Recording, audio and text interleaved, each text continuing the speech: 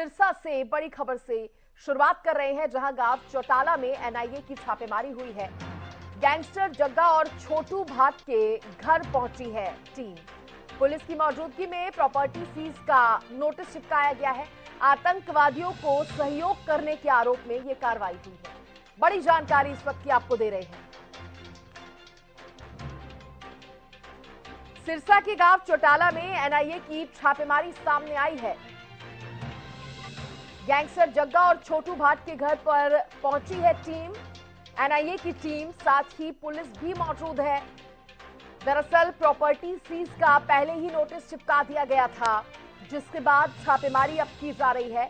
आपको यह भी बता दें कि आतंकवादियों को सहयोग करने की आशंका है और इसी के आरोप में यह कार्रवाई हो रही है। सिरसा के गांव चौटाला में एनआईए की ये बड़ी छापेमारी, इस वक्त की बड़ी जानकारी आपकी टीवी स्क्रीन पर।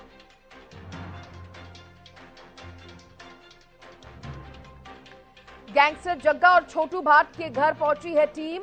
पुलिस की मौजूदगी में प्रॉपर्टी सीज का नोटिस भी चिपकाया गया है। आतंकवादियों को सहयोग करने के आरोप में यह कार्रवाई हुई है। इस वक्त की बड़ी जानकारी आपकी टीवी स्क्रीन पर।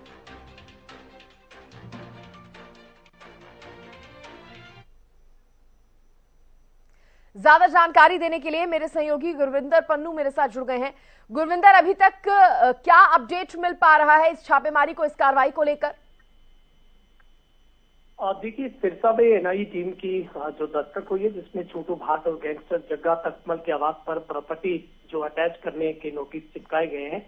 और अब से कुछ ही देर पहले जो कि एनआईए की जो रेड चौटाला में देवलाल का पैतृक गांव वहां पर हुई है, और टीम में करीब 11 बजे सिरसा के कालावाली गांव में तकमल के घर पहुंची थी। उसके बाद जग्गा के घर बाहर प्रॉपर्टी सीज करने का नोटिस चिपका दिया गया है और उसमें 2 सदस्यीय जो टीम है वो शामिल है।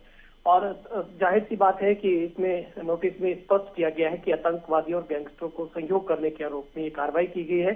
और इसी के तहत जो गैंगस्टर छोटू भाट गांव चौटाला में भी एनआईए ने प्रॉपर्टी को सीज किया है और 1 मार्च 2023 को प्रॉपर्टी अटैच के ऑर्डर भी जारी किए थे।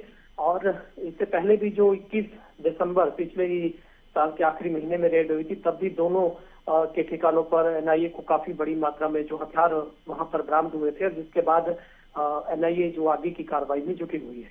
जी, एनआईए आगे की कार्रवाई में जुटी है।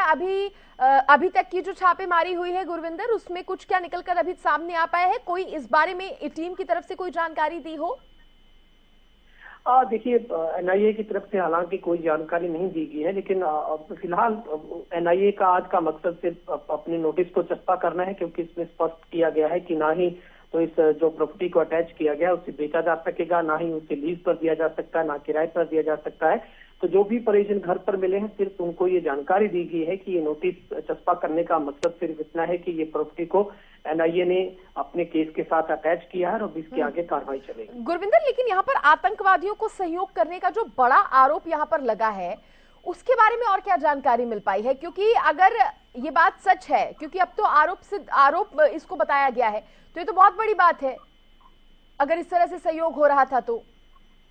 देखिए, इससे पहले भी जब एनआईए ने जब रेड की है, तो उसमें सबसे पहले मैं बताना चाहूंगा, चौटाला गांव से ही जो छोटू भाट के घर पर रेड डाली गई थी, तो उस दौरान भी एनआईए ने वॉकी टॉकीज में कई हथियार बरामद किए थे। और वहां पर एनआईए का दावा है कि जो बंबिया गैंग और कुछ अन्य जो गैंग है, उनको जो घर पर उनको सह देने और उनको हथियार सप्लाई करने के जो आरोप है, वो इन दोनों के ऊपर एनआईए ने जड़े थे। और उन्हीं को सबूतों को आधार मानकर एनआईए ने इस कार्रवाई को आगे बढ़ाया था।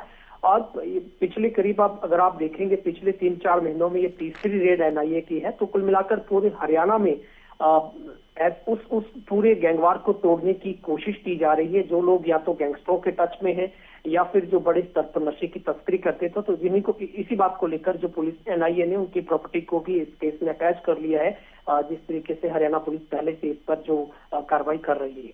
चलिए, बहुत शुक्रिया गुरविंदर आपका खबर पर तमाम जानकारी देने के लिए।